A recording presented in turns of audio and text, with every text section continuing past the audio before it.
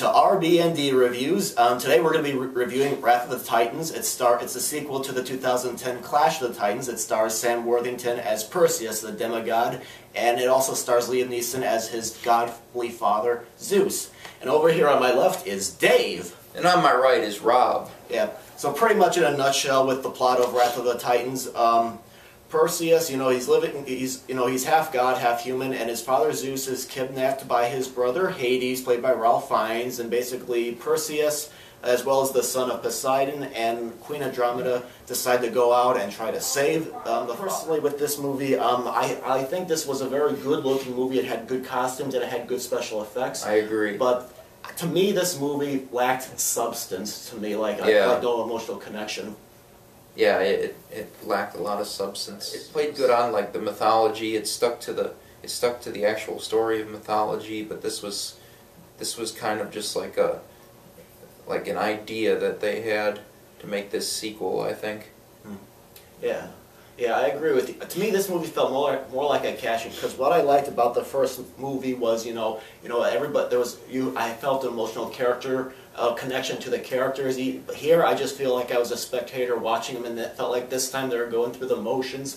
And the story in the first one was much more interesting. They go on this journey and they meet all these different mythological creatures. I mean, here you sort of do that here, but not as much. It just seems like the journey here in this movie was a little bit more bland and all that. And they have a different director this time, and I felt like for some weird reason the characters were different than they were in the first film. I don't know if you picked up on that, but a little bit, yeah. Yeah, like Hades, he's completely different than how he was in the first film, and with the acting and all. I mean, again, Ralph Fiennes felt like he was just going through the motions. I mean, the first time I felt like he was putting in more of an effort, but this time I felt like he was just there just to show up and get a paycheck.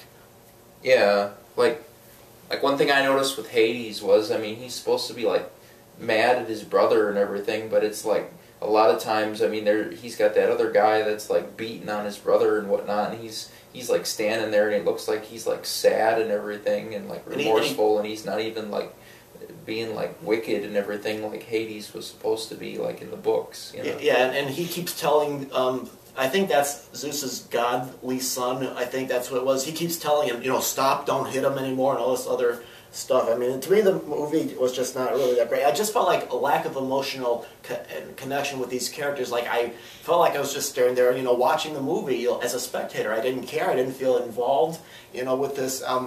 Liam Neeson, there were only two good acting parts in this movie to me. Yeah. One was Bill Nye as the architect. He's very funny. He's the guy that designed the underworld, and of course there's Liam Neeson as Zeus. Yeah, I agree. Those were the only two parts that the only two people that played like really good in this movie. Everybody else was just bland, and it looked like they were just along for the ride.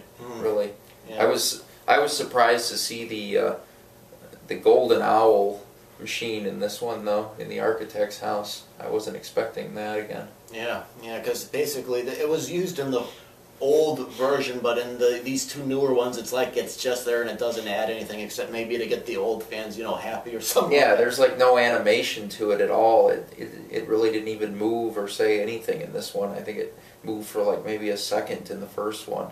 Yeah, and the special effects are pretty good. Like you said, you liked the monster at the end, like the fight. Yeah, there was the big monster. It's like the side of the mountain, and then he's like made out of molten lava or whatever, and then he throws like cinder ash and fire. That was probably one of the best things that looked good on the big screen, and scenes on the ship kind of looked like pretty good and whatnot, and then the battle scenes looked good.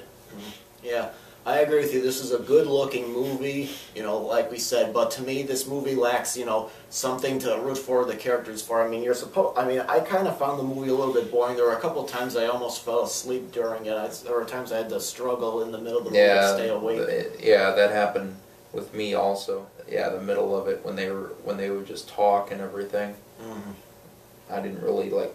I really didn't get into it until like the battle scenes, and the scene with the ship was like pretty good. Yeah, Yeah, I think in this case, this movie just felt like it was just a cash in on the first remake, which did very well at the box office. And this movie just lacks substance. It feels like it was just rushed into production. I think the director watched the first film to try to get ideas and try to copy it, and I think he falls flat big time. I'm going to have to give this movie my first snuff it of the year. It's just not worth seeing, despite the good-lookingness of the movie, you know, with the visuals and all. It's not worth seeing. And they left it open in the very end because, I mean, you got Perseus's son and everything, and he gives him a sword, and then they leave it open to chance that there's probably going to be a third one of these, which I hope not. I hope not either. But I'm going to say rent it only because, like I said, some of the acting was good, and it's sometimes exciting to watch, but this is definitely not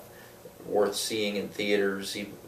Even though there's like maybe a few scenes that look good on the big screen, but it's really not worth paying for in theaters. So I'm going to say rent it. Yeah, I think it's a movie that's not worth seeing, period. Alright, well, that's our review of Wrath of the Titans. So he's saying you should wait till it comes out on DVD to rent. I think you should just skip the whole thing altogether. So what did you guys think of the movie? Leave your comments, and we greatly appreciate it, and thank you for watching.